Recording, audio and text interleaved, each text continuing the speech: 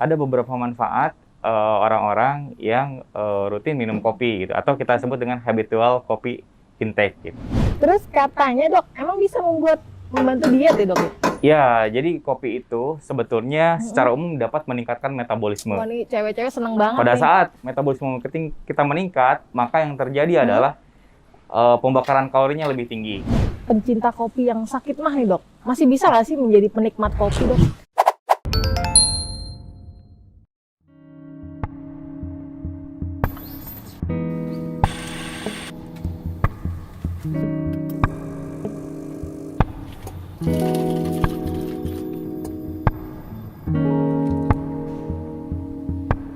Assalamualaikum, selamat siang. Halo sahabat RSOP, balik lagi dengan saya Dr. Anissa.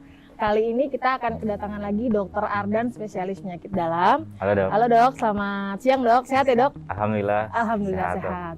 Nih kali ini kita akan ngebahas tema yang sahabat RSOP nanya semua nih mengenai kopi dan kesehatan. Bagaimana? Ada hubungannya nggak? Gitu. Ya, jadi dok, kita langsung mulai aja dok ya. Boleh dok. Sekarang ini kan kaum milenial itu sering sekali penikmat kopi itu sering sekali kalau kaum milenial sampai yang kaum sudah berusia ya dok ya. Iya betul. Nah, menjamur sekali. Bagaimana dok menurut dokter dan apakah ada manfaatnya bagi kesehatan kopi ini? Iya. Jadi dok, secara umum memang saat ini semua kalangan baik anak muda maupun usia tua mereka itu menjadi penggemar kopi.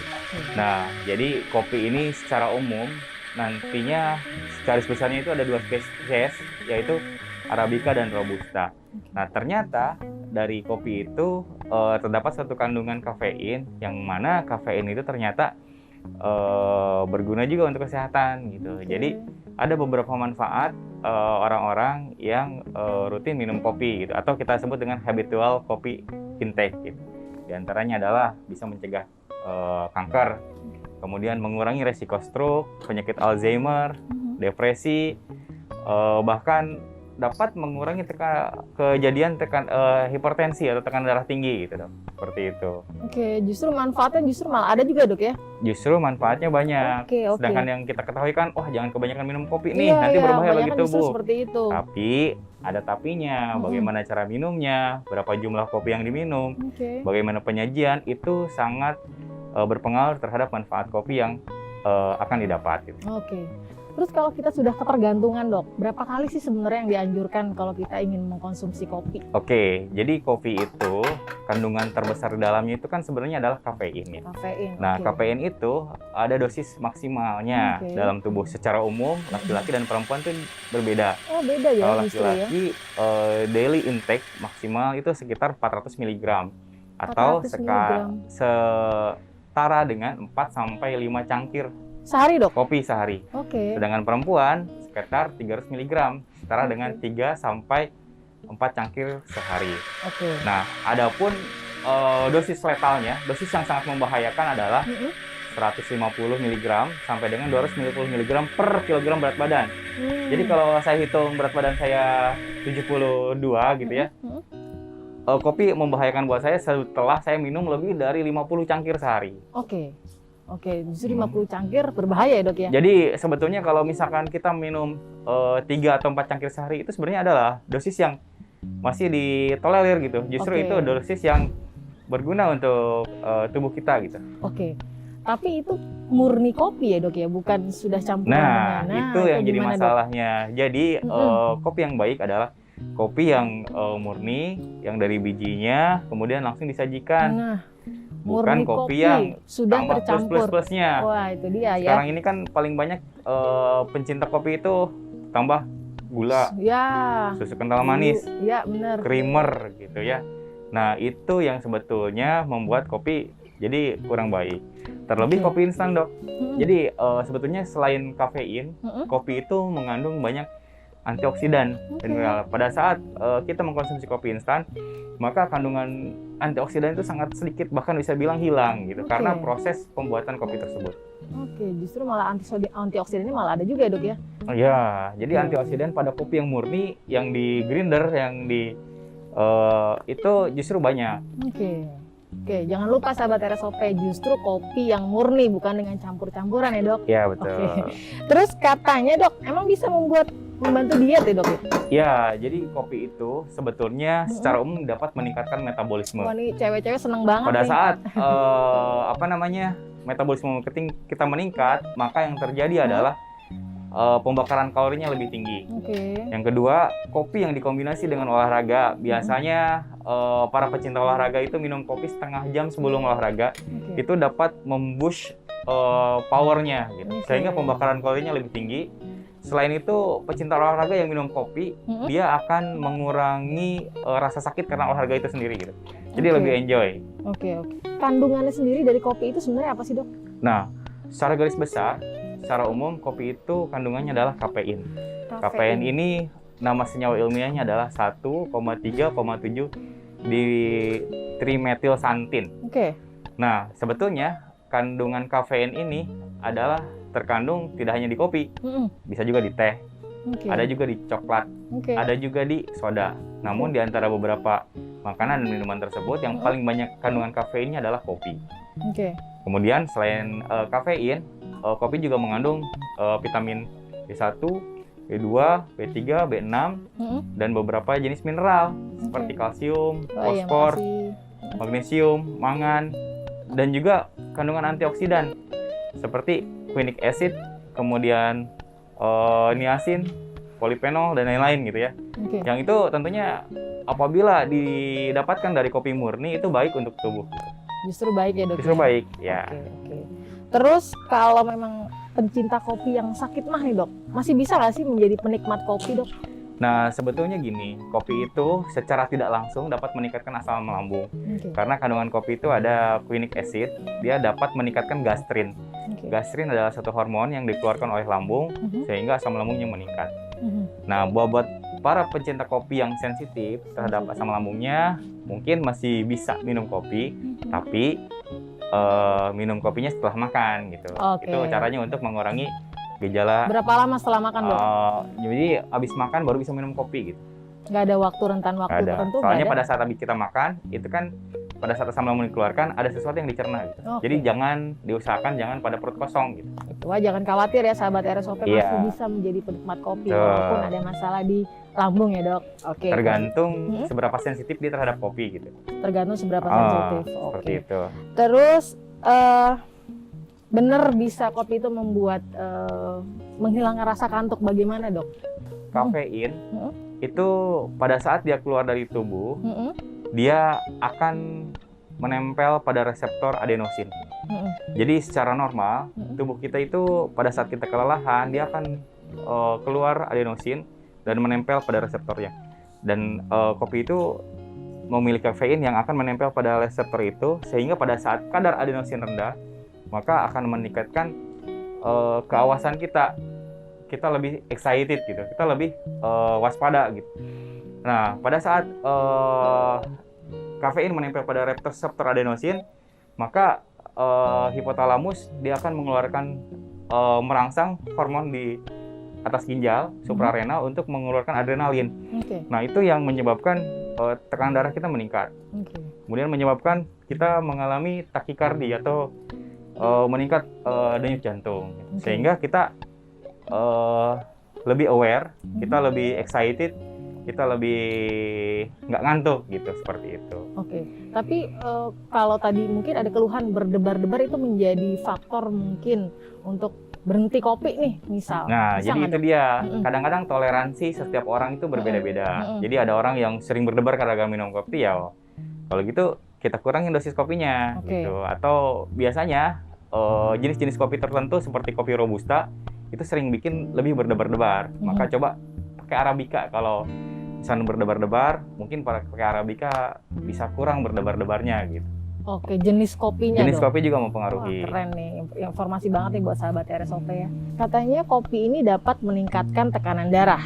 Nah, itu Iya. bagaimana dok? Jadi sebetulnya dari jurnal yang saya baca, kopi itu meningkatkan darah tapi sesaat gitu. Sesaat. Jadi dikatakan peningkatan tekanan darah karena kopi itu sekitar 3-4 jam. Oke. Habis itu turun lagi. Oh gitu. Mm. Tapi kalau jantungnya dok, bisa nggak tekanan darah meningkat, terus yang lain jantung bisa nggak dari kopi? dari penikmat kopi? Nah, memang kan jantungnya berdebar-debar tuh, tapi kan paling cuma 4 jam gitu, ada efek dari 1 cangkir kopi. Oke. Nah, yang ditakutkan itu kan buat pasien-pasien yang hipertensi, apakah boleh minum kopi? Nah, jadi sebetulnya untuk penderita hipertensi masih boleh minum kopi, tentunya dengan takaran yang lebih rendah. Dan juga harus lebih sering untuk mengontrol tekanan darahnya. Pada saat dia minum kopi dan tensinya tetap naik-naik terus, ya berarti otomatis harus dikurangi lagi dong dosisnya gitu. Oke, tapi kalau orang yang tidak ada riwayat hipertensi masih bisa mengkonsumsi kopi asalkan dengan dosis yang disarankan ya dok ya?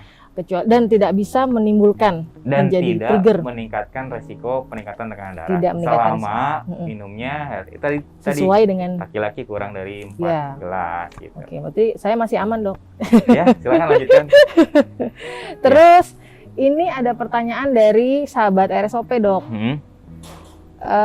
Dari Anissa titik SLHAH, Selehah mungkin ya. Boleh nggak sih dok, dan bahaya nggak kalau pagi-pagi sebelum masuk makanan apapun minum kopi? Nah, buat beberapa orang yang tidak sensitif akan yang mah tadi ya dok? Gangguan asam lambung, saya rasa masih boleh. Dan kebetulan saya juga setiap pagi pas bangun minum kopi biar langsung in gitu ya, langsung bangun gitu. Tapi jangan lupa itu memang pure kopi, murni kopi ya dok. Oke, bukan yang campuran seperti ini ya dok ya? Iya. Oke. Ini bagaimana dok? Oh iya. Kandungannya bagaimana nih? Ini kopi apa ya? Ini cappuccino bukan? Itu maksudnya ke es kopi susu sih. Oh, es kopi susu. Ini selain kopi apa lagi nih kandungannya? Ada susu kental manis, gula putih sama susu segar. Susu segar. Wow, jadi banyak juga ya. Kental manis itu berapa gram? 20 sampai 20 ya. 30 gram. Saya ganti boleh. Saya ganti sama americano boleh? Boleh kan? Nah, jadi ini dok, mungkin kita minum kopi gitu, kita merasa pengen dapat benefit dari kopi, tapi penambahnya kopinya itu banyak sekali, sehingga kalori dari 1 gelas kopi ini, waduh, jadi cukup banyak gitu. Bisa sama atau bisa lebih dari sepiring nasi gitu. Malah lebihan kopinya ya dok dibanding makan yang wajibnya ya dok. Nah, betul. Oke. Nah, ini kopi yang biasa saya minum, americano. Nah, ini kandungannya bagaimana nih? Kalau ini murni kopi. Oke. Jadi kalau misalkan kita hitung kalorinya, americano bedanya itu sekitar 5 kilokalori, sedangkan kopi yang ini bisa 150 atau bahkan lebih gitu. Tergantung, apalagi kalau tambah whipped cream gitu ya. Wah, itu luar pasti biasa lumayan tinggi tuh. itu. Oke. Pertanyaan selanjutnya dok. Ini dari Rania MDW. Saya selalu minum kopi pas lagi ujian sebagai doping biar nggak ngantuk tiap hari 1 kali, nggak apa-apa dok. Jadi nggak apa-apa ya dok? Nggak apa-apa, kan tadi wanita itu dosis maksimalnya adalah sehari 3 cangkir sebetulnya. Oke. Terus selanjutnya pertanyaan dari Dewi Hamdiani. Dok, kenapa ya kalau saya minum kopi suka pusing dan mual? Wah, pusingnya nih dok, pusing dan mual. Nah itu dia, jadi kan sebetulnya pusingnya itu biasanya karena lambungnya kambuh gitu. Jadi pusingnya itu nggak datang sendirian. Biasanya pusing dan lambung ada hubungannya dok ya? Ikut juga pusing. Itu tadi mungkin disarankan kalau mau minum kopi setelah makan. Setelah makan. Perlu nggak dosisnya dikurangin dok? Tentunya. Atau mungkin tadi saya bilang kopinya coba pilih yang Arabica. Sorry. Kalau lambungnya justru kita pilih yang Robusta. Karena Arabica itu lebih asam. Kita perlu tahu juga jenis kopinya apa ya dok ya? Oke, selanjutnya Rina Marliana 2016. Dok, pengen banget menikmati seruput kopi yang wangi. Tapi apa daya, ulu hati suka perih. Emang ada hubungannya dok ya? Wangi dan dengan ulu hati. Kopi yang jenis wangi. Jadi kan gini ya, kopi itu kita nikmati aromanya, rasanya sama aftertaste-nya. Nah, yang paling wangi, paling aromanya baik itu memang kopi Arabica. Tapi kopi Arabica itu memang pada dasarnya itu asam. Jadi kadang-kadang pencinta kopinya sering mengalami asam kalau dia sensitif. Jadi ya kalau mau minum kopi ya coba cari yang Robusta tadi yang jika punya ada gangguan di lambung. Oke kalau gitu. Kalau saya sih seperti itu. Wah seru banget nih. Dok, ada nggak waktu yang tepat untuk minum kopi itu kapan sih? Jadi secara normal tubuh ini mengeluarkan hormon kortisol. Hormon kortisol itu adalah hormon stres. Dia dikeluarkan kalau pagi antara jam 7 sampai jam 9, kalau siang antara jam 12 sampai jam 1, dan kalau sore sekitar jam 5 sampai jam 6. Nah, waktu terbaik minum kopi adalah pada saat hormon kortisol tidak lagi dikeluarkan tinggi gitu. Oke. Jadi paling bagus minum kopi adalah sekitar jam 10 sampai jam 12. 10 pagi sampai jam 12. Ya, Oke. dan juga jam Menarik 2 nih. sampai jam 5. Mhm. Nah, buat beberapa orang yang sering mengalami gangguan tidur karena Mhm. kopi, insomnia, disarankan tidak minum kopi setelah jam 6 sore gitu. Oke. Justru jam makan siang tuh ya, jam 10, Ya, jam 12, 2 sampai 5 ya, Dok ya. Oke. Terus kalau terus-terusan minum kopi tuh berbahaya nggak sih, Dok? Pada saat tadi dosisnya tidak melebihi 4 cangkir, itu masih aman gitu ya. Tapi beberapa orang yang mulai kecanduan kopi, dia minum lebih banyak, apa yang bisa terjadi? Pertama itu tadi, apabila dia sensitif, lambungnya bisa kena. Yang kedua, bisa menyebabkan gangguan tidur, terutama apabila minumnya di atas jam 6 sore gitu ya. Yang ketiga, bisa menyebabkan kecemasan. Jadi kalau Anda sudah mulai sering mengalami cemas, lihat seberapa banyak Anda minum kopi hari itu gitu. Jadi harus dikurangi. Oke. Terakhir nih, Dok, take home message buat sahabat RSOP, penikmat kopi, bagaimana, Dok? Jadi buat sahabat RSOP, saya sebetulnya sedang membiasakan minum kopi karena kopi murni, kopi biji, kopi bubuk itu sebetulnya banyak manfaatnya. Dapat mengurangi penyakit-penyakit kanker, penyakit kardiovaskuler seperti stroke, kemudian penyakit pembuluh darah, penyakit koroner, itu resikonya bisa berkurang. Tapi harus ditahu batasannya, tidak boleh minum lebih dari 4 gelas. Kemudian waktu terbaik tadi antara jam 9 sampai jam 12 siang, kemudian antara jam 1 sampai jam 4. Waktu brunch ya, Dok ya? Iya. Kemudian tapi buat sahabat RSOP yang punya penyakit tertentu seperti darah tinggi, sudah punya penyakit jantung, penggunaan kopi, ya itu harus lebih diperhatikan. Ada hal-hal yang harus diperhatikan agar tidak memperparah gejalanya. Wah, oke. Terima kasih sekali Dokter Ardan. Ya, sangat sama-sama, Dok. menambah wawasan sekali sahabat RSOP. Cukup sekian episode ngebakso ngobrol bareng dokter-dokter RSOP kali ini. Semoga makin menambah wawasan sahabat RSOP. RSOP Ciamis, profesional dan menyenangkan.